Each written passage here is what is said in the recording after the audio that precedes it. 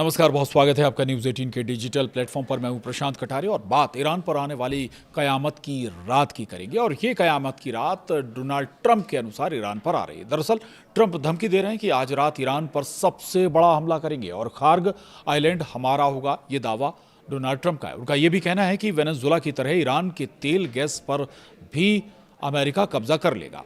दरअसल अमेरिकी राष्ट्रपति डोनाल्ड ट्रंप ने ईरान पर हमले की नई धमकी दी है। ट्रंप ने कहा है कि अमेरिका गुरुवार रात ईरान पर बहुत बड़ा हमला करने वाला है। उनका दावा है कि ईरान की ज़्यादातर सैन्य ताकत पहले ही कमज़ोर हो चुकी है। हालांकि पहले भी ऐसे दावे डोनाल्ड ट्रंप करते रहे हैं ईरान के कमज़ोर होने के और ईरान पर ताबड़तोड़ या बड़े हमले करने के।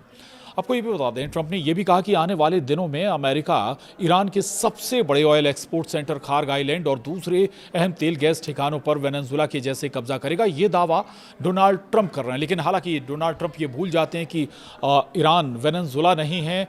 अगर वाकई वेनेजुएला जैसे हालात ईरान में होते तो बहुत पहले ईरान पर कब्जा अभी तक अमेरिका कर चुका होता या अपना नियंत्रण कर चुका होता।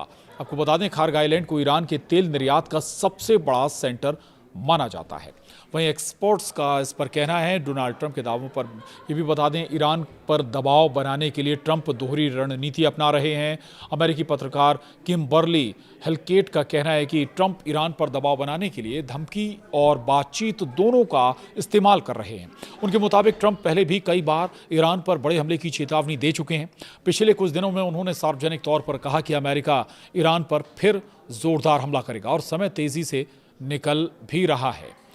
वहीं रिपोर्ट के अनुसार ट्रंप सख्त बयान देने के बाद सैन्य कार्रवाई का सहारा लेकर ईरान को अपनी शर्तों पर समझौते के लिए मजबूर करना चाहते हैं। किम्बर्ली हेल्केट का यह भी कहना है कि ट्रंप की रणनीति साफ है। वो एक तरफ सार्वजनिक रूप से दबाव बना रहे हैं और दूसरी तरफ बातचीत का रास्ता भी खुला रखना चाहते हैं।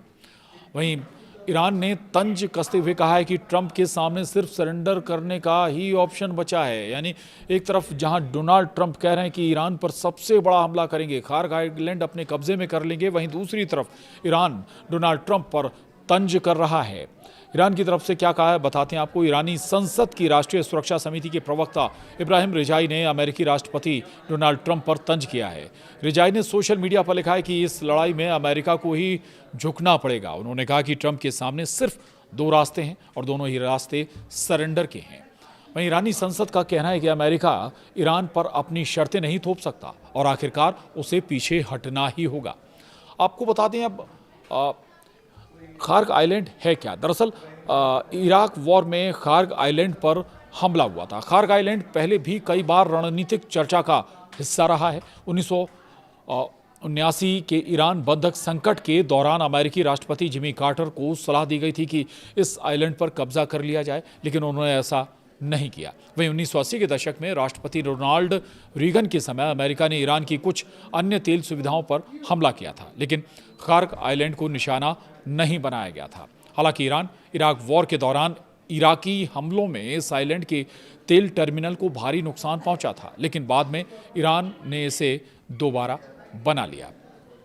अब सवाल ये कि ट्रंप जो दावा कर रहे हैं उसमें कितनी सच्चाई, कितनी हकीकत है और वाकई कितना दम है। कई बड़े हमले ईरान पर पहले भी अमेरिका कर चुका है, लेकिन उसका बहुत असर ईरान के इरादों पर नहीं हुआ।